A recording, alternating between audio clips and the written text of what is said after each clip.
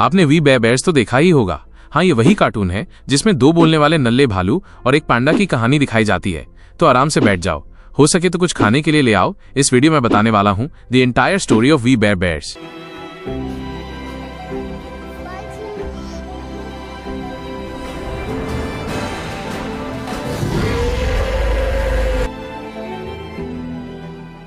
कहानी शुरू होती है एक अंधेरी अनजान जगह से जहां भारी बारिश हो रही है। एक छोटा सा भूरा भालू ग्रिजली एक पेड़ पर फंसा हुआ है। फायर फाइटर्स उसे बचाते हैं। वो छोटा भालू सुरक्षित महसूस करता है और फायर फाइटर का हाथ थाम लेता है। फायर फाइटर सोचता है कि आखिर ये छोटा भालू वहां कैसे पहुंचा। शायद उसे छोड़ दिया गया हो, या अपने माता पिता से बिछड़ गया हो, या फिर उनके साथ कुछ बुरा हुआ हो। कुछ समय बाद ये छोटा भालू बड़ा हो जाता है और उसे एक इंसानी परिवार मिलता है। लेकिन अजीब बात यह है कि वो बात कर सकता है। ग्रिजली उस परिवार का हिस्सा नहीं था, बल्कि एक कॉमेडी शो में एक्टर था। अचानक एक नया बच्चा शो में आता है और उसकी जगह ले लेता है। ग्रिजली को पता चलता है कि वो परिवार असली नहीं था। उसने बहुत कोशिश की, लेकिन उसे रिप्लेस कर दिया गया। फिर उसने फैसला किया कि उसे असली परिवार की तलाश में कहीं और जाना होगा। दूसरी तरफ एक छोटा पांडा बेयर एक जू में रहता है। उसे लैबोरेटरी रैट की तरह ट्रीट किया जाता है क्योंकि वो बात कर सकता है।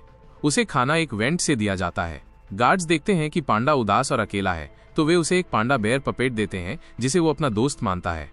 एक दिन पांडा को शीशे के बाहर एक अलग दुनिया दिखती है, माइनस टीवी पर। उसे बाहर की दुनिया में दिलचस्पी हो जाती है।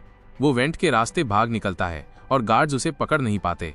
पपेट को अलविदा कहकर वो भी एक असली परिवार की तलाश में निकल पड़ता है। आइस बेयर की कहानी सबसे दिल दुखाने वाली है। नॉर्थ पोल पर एक छोटा भालू आइस बेयर अपनी फैमिली से बिछड़ जाता है। माइनस शायद वो मर गए हों या उनका शिकार हुआ हो। वो खाना ढूंढ रहा होता है, तभी उसे एक टेंट दिखता है। वो अंदर जाता है, लेकिन वहां का आदमी उसे मारने की कोशिश करता है। लेकिन आइस बेयर उसकी मदद करता है जब वो घायल हो जाता है। वो आदमी, जिसका नाम यूरी है, उसे अपने पास रखता है और इंसानों के बारे में सब कुछ सिखाता है। यूरी के पास एक बॉक्स होता है जिसे छूने की इजाजत नहीं थी। फिर भी आइस बेयर उस बॉक्स को खोलता है और उसमें यूरी की फैमिली की तस्वीर देखता है जो अब नहीं रही। वो यूरी के लिए तस्वीर में दिखने वाला एक लकड़ी का घोड़ा बनाता है, लेकिन यूरी गुस्सा हो जाता है और उसे निकाल देता है। आइस बेयर रोता हुआ भागता है। तभी कुछ हंटर्स उसे पकड़ लेते हैं जिन्होंने शायद उसके माता पिता का भी शिकार किया था। सही वक्त पर यूरी आता है और आइस बेयर को बचा लेता है। लेकिन जैसे ही वो बर्फ तोड़कर उसे बचाता है, दोनों फिर से अपनी फैमिली खोने के दुख में डूब जाते हैं। अब आता है मजेदार हिस्सा पर कि तीनों भालू कैसे मिले। एक दूर के इलाके में ग्रिजली एक रेलवे ट्रैक पर पहुंचता है जहां उसे पांडा फंसा हुआ मिलता है। ग्रिजली उसे बचाता है और सोचता है कि आखिरकार उसे अपने जैसा दोस्त मिल गया। तभी ट्रेन आती है और दोनों अपनी जान बचाने के लिए भागते हैं। लेकिन आइस बेयर उनकी जान बचाता है। तीनों में तुरंत दोस्ती हो जाती है और वो भाई बनने का फैसला करते हैं, भले ही वो अलग अलग प्रजाति के हों। फैमिली की तलाश में वो डेजर्ट पहुंचते हैं, एक बॉक्स में जिसे कोई लेना नहीं चाहता। लेकिन वो बॉक्स चोरी हो जाता है। वो आगे बढ़ते हैं और एक पैकेजिंग फैक्ट्री पहुंचते हैं। वहां वो बक्सों से घर बनाने की कोशिश करते हैं, लेकिन गलती से एक बॉक्स में फंसकर एक शहर में शिप हो जाते हैं। शहर में वो एक पेट स्टोर में जाते हैं, सोचते हैं कि कोई उन्हें गोद ले लेगा, लेकिन वो कोशिश भी नाकाम रहती है। फिर वो समुद्र में बहकर एक गुमशुदा आइलैंड पर पहुंचते हैं। वहां उनकी मुलाकात डेव और कार्ला से होती है, जो भी गुमशुदा हैं। वो एक प्लेन के मलबे में एक इन्फ्लेटेबल बोट ढूंढते हैं जिसे डेव छिपाने की कोशिश करता है। वो उस बोट से निकलते हैं, लेकिन कार्ला बीच समुद्र में उन्हें छोड़ देती है जब उसे एक बोट मिलती है। फिर वो जापानी बीच पर पहुंचते हैं। वहां से स्वीडन के लिए प्लेन लेते हैं, जो वो लगभग तोड़ देते हैं। खाने के लिए इंसानों की दुनिया में ढलने की कोशिश में वो $100 का नोट ढूंढते हैं, लेकिन उसे खर्च करने की बजाय उसे फैमिली की तरह ट्रीट करते हैं। कई और एडवेंचर्स के बाद वो एक रोबोट से मिलते हैं जो भविष्य बताता है। रोबोट कहता है कि उन्हें साथ रहना चाहिए क्योंकि उनकी जिंदगी लंबी और खुशहाल होगी। वो एक दूसरे के ऊपर चढ़कर चलना सीखते हैं, बास्केटबॉल खेलते हैं और जीतते हैं। वो स्कूल ज्वाइन करते हैं, पेपर बॉय बनते हैं और मैक्सिको में रेसलिंग करते हैं। एक अमीर आदमी उन्हें पेट ऑक्शन में खरीद लेता है क्योंकि उसे स्टफ्ड एनिमल से बोरियत हो गई थी। वो किंग कॉन्ग की मदद से भागने की कोशिश करते हैं, लेकिन आखिरकार वो आदमी उन्हें छोड़ देता है और एक प्लेन देता है। वो बीच पर पहुंचते हैं और रेत का घर बनाते हैं, सोचते हैं कि यही उनका घर होगा, लेकिन एक बड़ी लहर उसे तोड़ देती है। कुछ एपिसोड्स बाद वो इंसानों की दुनिया में थोड़ा ढल जाते हैं। एक बार एक मम्मी ट्रक से गिरती है। वो उसे म्यूजियम लौटाने की कोशिश करते हैं, लेकिन पता चलता है कि वो नकली थी और सिनेमा के लिए इस्तेमाल हुई थी। एक दिन उन्हें एक लकी अमूलेट मिलता है जो उन्हें जादुई लगता है, लेकिन एक रैकून उसे चुरा लेता है और वो जंगल में एक गुफा ढूंढते हैं जिसे वो अपना घर बनाते हैं। लेकिन उनकी गुफा खतरे में पड़ती है जब इंसान वहां टेलीकॉम टावर बनाना चाहते हैं। वो प्रोटेस्ट करते हैं और साबित करते हैं कि ये उनका घर है। कुछ नए किरदार सामने आते हैं, जैसे नॉम नॉम, एक घमंडी कोआला जो अपने व्यूज का दीवाना है और हमेशा बेयर ब्रदर्स का फायदा उठाता है।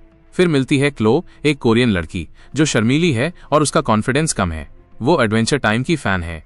बेयर ब्रदर्स उसे दोस्त बनाने में मदद करते हैं। पहले क्लो के पापा को बेयर ब्रदर्स पसंद नहीं थे, लेकिन बाद में वो मान जाते हैं कि वो भरोसेमंद हैं। चार्ली के साथ एक और किरदार जुड़ता है, माइनस टैब्स। वो चार्ली को पकड़ने की दीवानी थी क्योंकि बचपन में उसने उसे देखा था। एक बार जंगल में आग लगने पर चार्ली उसे बचाता है और तब से वो उसका पीछा छोड़ देती है।